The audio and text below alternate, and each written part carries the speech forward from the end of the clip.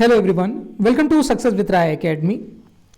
18 दिसंबर 2023 के दैनिक जागरण के राष्ट्रीय संस्करण को आज की इस वीडियो में हम डिस्कस करेंगे। तो चलिए वीडियो को स्टार्ट करते हैं। और यहाँ पर सबसे पहली जो न्यूज़ ली गई है वो है, लोग बताएं मैंने जो कहा था वैसा हुआ या नहीं। यहाँ पर प्रधानमंत्री नरेंद्र मोदी विकसित भारत संकल्प यात्रा को अपने कामों की कसौटी की परीक्षा के द्वारा बता रहे थे।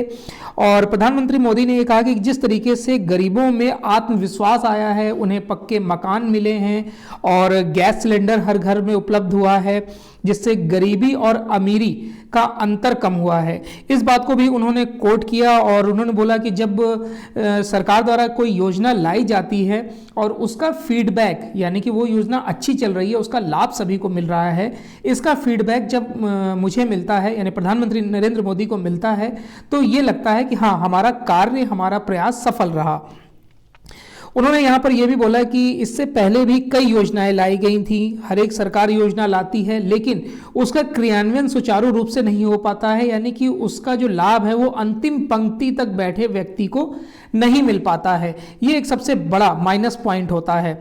उसी को यहाँ पर उन्होंने कोट किया। और प्रधानमंत्री मोदी ने यह भी बोला कि हमारे देश में सरकारें तो बहुत आई और योजनाएं भी बहुत आई और बातें भी बड़ी बड़ी हुई हैं, मगर सोचने वाली बात यह है कि सरकार जो योजना बनाती है, जिनके लिए बनाती है और जिस लक्ष्य से बनाती है, क्या वह बिना किसी परेशानी के सही समय पर लाभार्थी तक पहुंच पाती है। प्रधानमंत्री मोदी जो हैं वो आवास योजना के तहत 4 करोड़ परिवारों को पक्के मकान दिए गए हैं, ये भी उन्होंने बताया। कांग्रेस के गरीबी हटाओ नारे को भी उन्होंने टारगेट किया और बोला कि अब गरीब कहता है कि जिस दिन हमारे घर में गैस और सिलेंडर आया था उस दिन गरीब गरीब नहीं रहा, यानी कि उसके भी घर में चूल्हा जलने लगा। अब इसमें आगे वो बताते हैं कि संकल्प यात्रा से जो सरकार है वो जनता के पास पहुंच रही है। इसमें उन्होंने योजनाओं के लाभार्थियों से आशीर्वाद तो प्राप्त किया ही, और उन्होंने ये भी बोला कि जो अब सरकारी अफसर हैं, यानी सरकारी महकमा है, वो थोड़ा सा निर्भीक होकर कार्य करता है। उनको ये डर नहीं रहता है कि किसी नेता का फ़ोन आ जाएगा और उनसे कार्य करने का दबाव बनवाया जाएगा, ऐसा कुछ नहीं होता है। और 140 करोड़ देशवासी इस संकल्प यात्रा में जुड़ भी रहे हैं और अपनी प्रगति को महसूस भी कर रहे हैं, यानी कि जो विकास, जो देश है वो विकास की तरफ बढ़ रहा है, उसे महसूस भी कर रहे हैं। इन्होंने एक और स्टेटमेंट दिया है, वो हम नेक्स्ट पेज पर डिस्कस करेंगे। नेक्स्ट न्यूज़ है, अमेरिका और कनाडा का मुद्दा एक जैसा नहीं है, एस जयशंकर। अब देखिए, खालिस्तान समर्थकों का ये जो मुद्दा है वो लगातार गर्माता जा रहा है। अमेरिका ने भी आरोप लगाया है, एक अधिकारी को भी पकड़ा है और एक भारतीय को पकड़ा है अमेरिका में, और उसके बाद सबूत पेश किए गए हैं, लेकिन भारत ने इसे खारिज कर दिया है। और कनाडा भी लगातार भारत के खिलाफ आरोप लगा रहा है कि वो जो हरप्रीत सिंह निज्जर की हत्या हुई थी वो भारत द्वारा कराई गई थी, भारत के कुछ एजेंटों द्वारा कराई गई थी। हालांकि भारत ने इस बात को पूरी तरीके से नकार दिया है और उन्होंने ये बोला है, यानी कि विदेश मंत्री एस जयशंकर ने ये बोला है कि जिन्होंने हत्या की है वो अगर किसी भारतीय एजेंट से बात कर रहे थे तो इसका मतलब ये नहीं है कि भारत सरकार ने या फिर केंद्रीय सरकार ने या किसी अमुख पार्टी ने ये हत्या करा दी है। ये ऐसा बिल्कुल भी नहीं बोला जा सकता है। और कनाडा से कई बार इस बात के सबूत भी मांगे गए हैं जो अभी तक उपलब्ध नहीं कराए गए हैं। उसके बाद जब अमेरिका ने आरोप लगाया तो उसके बाद भी भारत ने बोला कि जो अमेरिका की एजेंसी FBI है, अगर वो ये आरोप भारत पर लगा रही है तो उसके समुचित जो सबूत हैं वो पेश किए जाएं। वो भी अभी तक सबूत पेश नहीं हुए हैं। तो इसलिए भारत बैकफुट पर नहीं, फ्रंट फुट पर है कि अगर आप हम पर आरोप लगा रहे हैं तो उसके साक्ष्य भी प्रस्तुत कीजिए। रोटरी इंस्टीट्यूट 2023 कार्यक्रम में जयशंकर ने कहा कि हर कोई जानता है कि भारत जो करता है उसके प्रति बेहद जिम्मेदार एवं विवेकशील है और हमारे लिए पूरा मसला यही है कि हम इसे हमेशा कायम रखते हैं। सिर्फ कनाडा ही नहीं, किसी भी देश की कोई चिंता है और वह कुछ इनपुट या आधार देता है तो हमेशा उस पर हम लोग विचार करते हैं, विचार के लिए तैयार रहते हैं। अब जैसे कि मान लीजिए खालिस्तान समर्थक जो आतंकवादी था हरदीप सिंह निज्जर, उसकी अगर हत्या हो गई है तो सरकारी एजेंट का इसमें कोई रोल ही नहीं है। अब अगर हत्यारे बात कर रहे थे किसी से तो वो भारत सरकार का एजेंट कैसे हो गया, ये समझने वाली बात है। चलिए नेक्स्ट न्यूज़ पर आते हैं। देखिए, महाराष्ट्र के नागपुर जिले के चकदोह में जो एक फैक्ट्री है सोलर इंडस्ट्री इंडिया लिमिटेड, जो कि ड्रोन बनाती है और ड्रोन बनाती है और गोला बारूद बनाती है, उसमें विस्फोट हो गया है। और ये विस्फोट हुआ है लगभग 9:12 पर मॉर्निंग में, जिसमें उस समय 12 लोग वहाँ पर मौजूद थे, जिसमें 9 लोग की मौत हो गई है और 3 लोग घायल हो गए हैं।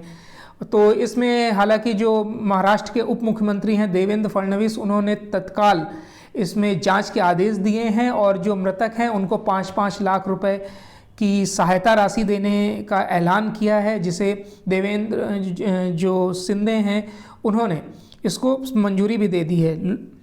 तो अब ये जो बनाया जा रहा था बिल्डिंग जो थी नंबर HRCPCH2 में 9:12 पर यह हादसा हुआ है और इसमें कोयले का जो खदानों में इस्तेमाल होने वाला बूस्टर है उसका भी उत्पादन किया जाता है। धमाका तब हुआ जब उत्पादन की सीलिंग का काम चल रहा था। तो ये एक सिक्योरिटी पर्पज से भी इम्पॉर्टेंट न्यूज़ इसलिए हो गई क्योंकि यहाँ पर सेना के लिए गोला बारूद बनाए जाते थे और ड्रोन बनाए जाते थे। नेक्स्ट न्यूज़ पर आते हैं। जमानत अर्जियों पर शीघ्र सुनवाई हो, सुप्रीम कोर्ट। देखिए, सुप्रीम कोर्ट के जो न्यायमूर्ति हैं CT रवि कुमार और संजय कुमार की पीठ ने जमानत याचिकाओं पर जिस तरीके से देरी से सुनवाई हो रही है उस पर गंभीर चिंता व्यक्त की है। इसमें दोनों न्यायाधीशों ने ये बोला है कि बार बार सुप्रीम कोर्ट द्वारा हाई कोर्ट को चिताया जा रहा है कि जो भी मामले हैं उसमें अगर जमानत देनी है या कोई भी प्रावधान करना है उसकी सुनवाई शीघ्र किया जाए, लेकिन अभी तक ऐसा कोई भी प्रावधान नहीं हो पा रहा है, कोई भी तेजी नहीं दिखाई जा रही है। सुप्रीम कोर्ट ने यहाँ पर कोर्ट किया कि अगर किसी व्यक्ति पर केस चल रहा है, अगर वो मान लीजिए निर्दोष है और उस पर केस चल रहा है, तब भी अगर उसको जमानत नहीं मिल पा रही है तो ये तो उसकी स्वतंत्रता का हनन है। तो इसलिए ऐसे मामले जिसमें जमानत अर्जी लगी हुई है उसकी सुनवाई शीघ्र से शीघ्र की जाए और जल्दी से जल्दी ऐसे केसों को निपटाया जाए। नेक्स्ट न्यूज़ पर आते हैं। आकाश ने हवा में एक साथ नष्ट किए 4 लक्ष्य। देखिए, आकाश जो मिसाइल है वो सतह से हवा में मार करती है और इस बार इसने एक साथ 4 टारगेट को नष्ट कर दिया है। यानी कि एक साथ 4, अगर कोई मान लीजिए पाकिस्तान की तरफ से 4 हथियार या फिर कोई मिसाइल भेजी जाती है तो जो आकाश है वो एक साथ एक ही से इन चारों को नष्ट कर सकता है। DRDO ने रविवार को बताया कि 25 किलोमीटर की दूरी पर हवा में एक साथ 4 लक्ष्यों को निशाना बनाने की आकाश मिसाइल प्रणाली की क्षमता का प्रदर्शन किया गया है। संगठन ने कहा कि भारत एक फायरिंग यूनिट का उपयोग करके ऐसी क्षमता रखने वाला पहला देश बन गया है। DRDO ने 12 दिसंबर को अस्त्र शक्ति 2023 सैन्य अभ्यास के दौरान ये जो परीक्षण है वो किया है। इस अभ्यास का आयोजन भारतीय वायुसेना ने किया था। आकाश 25 किलोमीटर तक मार करने वाली सतह से हवा में मार करने वाली मिसाइल है जिसका इस्तेमाल प्राथमिक रूप से संवेदनशील इलाकों में किया जाएगा। नेक्स्ट न्यूज़ है, कुछ माननीयों की हो सकती है मिली भगत। अब इसमें जैसे जैसे पड़ताल हो रही है, जैसे जैसे खुलासे होते जा रहे हैं, उसमें कुछ माननीयों के भी नाम आ रहे हैं, यानी कि सांसदों के भी नाम आ रहे हैं। जो सागर पकड़ा गया था उसने बताया कि किस तरीके से उसने विजिटर पास लिया और एंट्री करी है। लेकिन जो जांच एजेंसियां हैं वो ये खंगाल रही हैं कि जो व्यक्ति कभी अंदर नहीं गया हो उसे इतना सटीक आइडिया कैसे लग सकता है। यानी कि किसी अंदर के व्यक्ति ने ही बताया होगा कि आपको कहाँ से किधर की तरफ जंप करना है, कितने समय पर करना है। तो ये पूरा एक मिशन था जो अंजाम दिया गया था और इसकी जांच अब पूरी सुरक्षा एजेंसियां कर रही हैं और हो सकता है आने वाले दिनों में कुछ माननीयों के भी, यानी कि कुछ अमुख पार्टी के कुछ अमुख सांसदों के भी नाम आ सकते हैं। चलिए नेक्स्ट न्यूज़ पर आते हैं।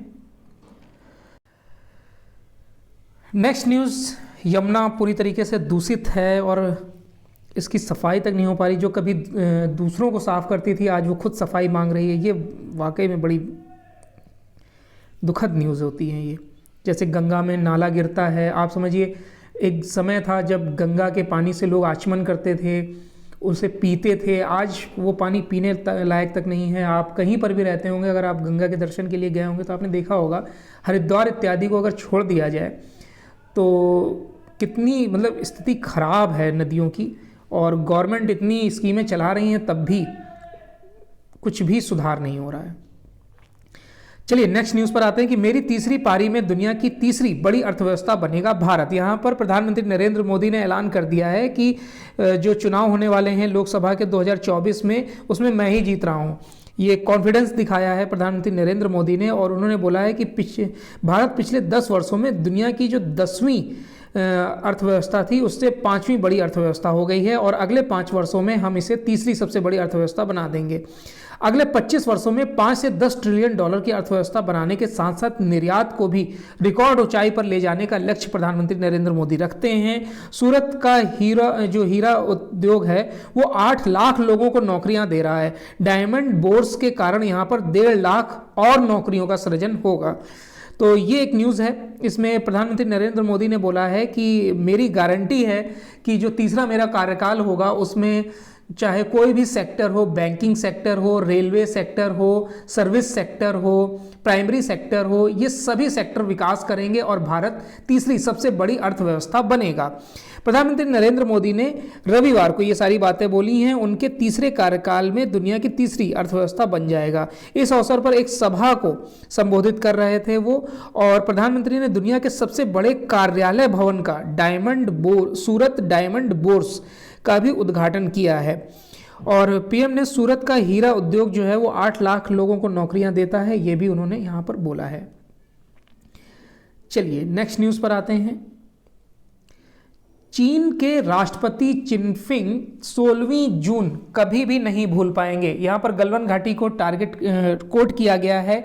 हमारे जो पूर्व सेना अध्यक्ष हैं मनोज मुकुंद नरवाने यानी कि MM नरवाने, उन्होंने अपनी पुस्तक लॉन्च करी है 4 स्टार ऑफ डेस्टिनी। फिर से पुस्तक का नाम सुन लीजिए, इंपॉर्टेंट बुक है 4 स्टार ऑफ डेस्टिनी। तो इसमें उन्होंने बताया कि किस तरीके से चीन जो है वो अपने छोटे छोटे पड़ोसी देशों को डराता रहता है, उनसे लाभ लेता रहता है, लेकिन भारत ने कभी, जब से गवर्नमेंट चेंज हुई है, भारत ने स्वीकार नहीं किया कि वो चीन के सामने किसी तरीके से भी अपने आप को दबा महसूस करे। और उसका ही नतीजा है कि भारत ने गलवान में मुंहतोड़ जवाब दिया चाइना को। यहाँ पर उन्होंने ये भी बोला कि मैं भी नहीं भूल सकता हूँ इस दिन को, क्योंकि हमने 20 जवानों की शहादत दी। 20 भारतीय जवान शहीद हुए थे इसमें, और चीन के सेना के लोग तो मारे ही गए थे। 16 जून को चिनफिंग का जन्मदिन भी होता है, तो इतना आसान नहीं होगा अपने सैनिकों का बलिदान उनके लिए भी भूल पाना। उन्होंने ये भी बताया, जब उनसे प्रेस रिपोर्टरों ने पूछा कि क्या आपको मलाल है कि आपको CDS नहीं बनाया गया, तो उन्होंने बोला कि नहीं, आप क्या पद हासिल करते हैं ये इम्पोर्टेंट नहीं रखता है, आप किस पद से रिटायर हो रहे हैं ये भी मायने नहीं रखता है, लेकिन आप किस पद पर थे और उस पद पर आप किस प्रतिष्ठित ऊंचाई से रिटायर हुए हैं ये महत्वपूर्ण रखता है। तो ये एक अच्छी बात उन्होंने बोली है। नेक्स्ट न्यूज़ है कि सशस्त्र बलों में परंपराओं नवाचार के बीच संतुलन हो, राजनाथ सिंह। देखिए, राजनाथ सिंह ने रविवार को नवाचार को अपनाने, यानी कि जो टेक्निकल चीज़ें नई नई ऐड होती जा रही हैं उसको भी अपनाने को बोला है, और जो परंपराएं चलती आ रही सशस्त्र बलों में उन्हें भी कायम रखने को बोला है, यानी कि दोनों में सामंजस्य बिठाने को उन्होंने इसमें बोला है। सिंह ने कहा कि सशस्त्र बलों में परंपराएं महत्वपूर्ण हैं क्योंकि वे समय की कसौटी पर खरी उतरी हैं। इन्होंने लंबे समय तक महत्वपूर्ण उद्देश्यों की पूर्ति भी की है, इसलिए परंपराओं को उचित महत्व देना जरूरी है। अगर हम बिना सोचे समझे परंपराओं का पालन करेंगे तो हमारी व्यवस्था में स्वाभाविक रूप से ठहराव आ जाएगा। उन्होंने दुनिया में बदलती परिस्थितियों में नवाचार के महत्व पर भी जोर दिया है। सिंह ने नवनियुक्त फ्लाइंग ऑफिसर से हमेशा अपनी नई सोच और विचारधारा बनाए रखने का आह्वान भी किया है। नेक्स्ट न्यूज पर आते हैं। एक देश एक चुनाव पर कोविंद समिति की बैठक आज।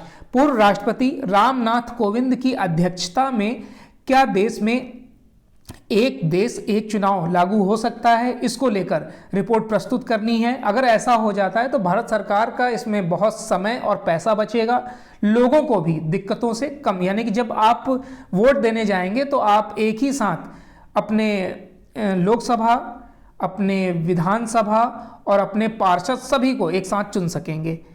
चलिए नेक्स्ट न्यूज़ पर आते हैं।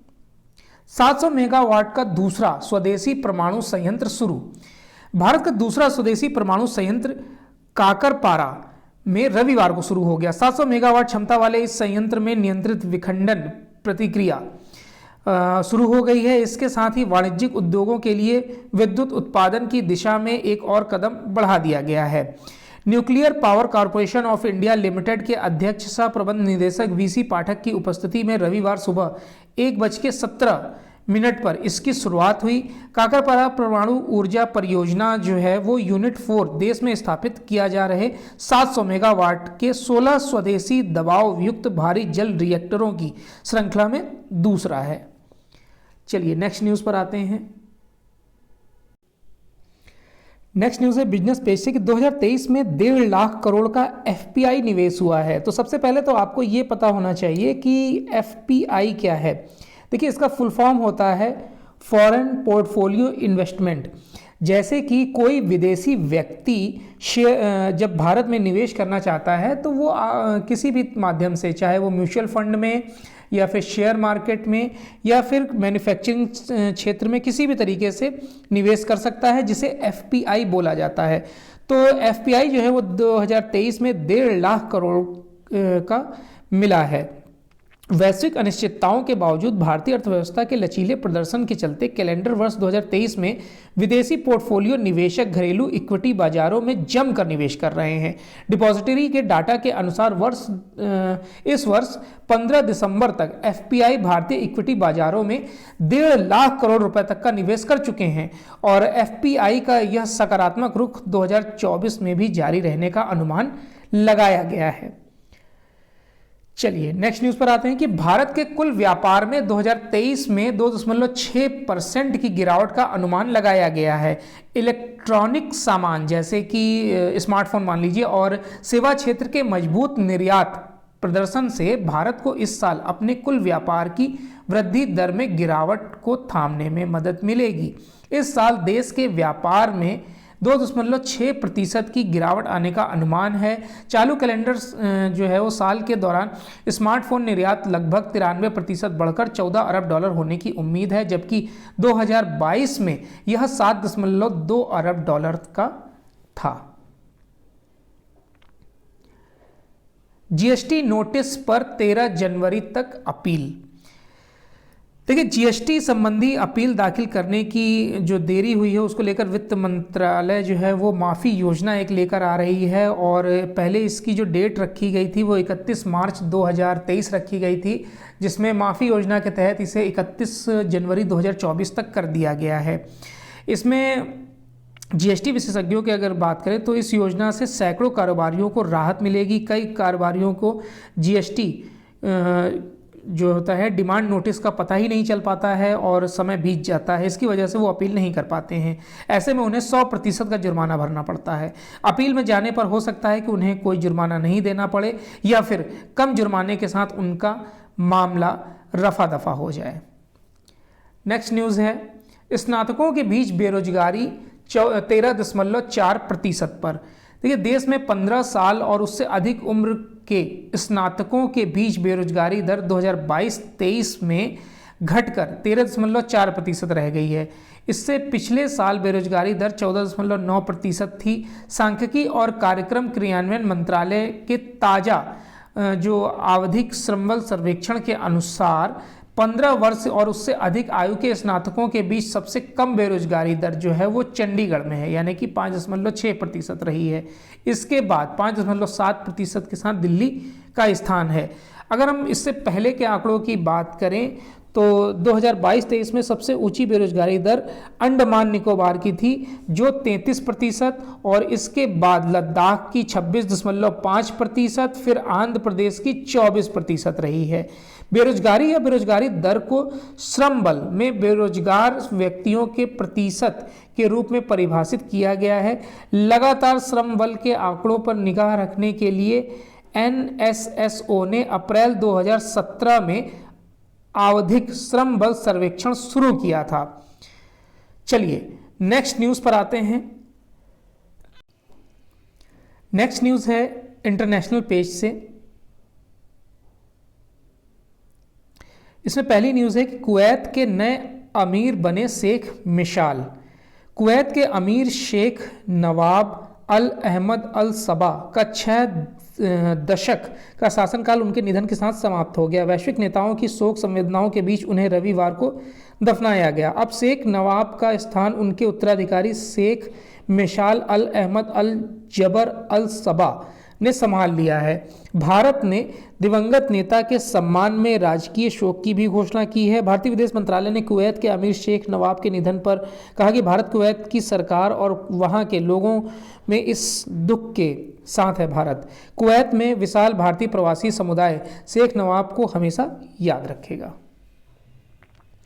नेक्स्ट न्यूज़ है, नाटो पर हमले की रूस की कोई योजना नहीं है, पुतिन। देखिए, रूसी राष्ट्रपति जो है व्लादिमीर पुतिन ने कहा है कि अमेरिकी राष्ट्रपति जो बाइडेन की उस टिप्पणी को बकवास बता दिया है कि अगर रूस यूक्रेन में युद्ध जीत गया तो वह नाटो देशों पर हमला करेगा। उन्होंने कहा कि रूस की नाटो सैन्य संगठन से लड़ने की कोई दिलचस्पी नहीं है। यूक्रेन युद्ध ने पश्चिम के साथ मॉस्को के संबंधों में गहरा संकट पैदा कर दिया है। बाइडेन ने पिछले साल चेतावनी दी थी कि नाटो और रूस के बीच सीधा टकराव तीसरे विश्व युद्ध को जन्म देगा।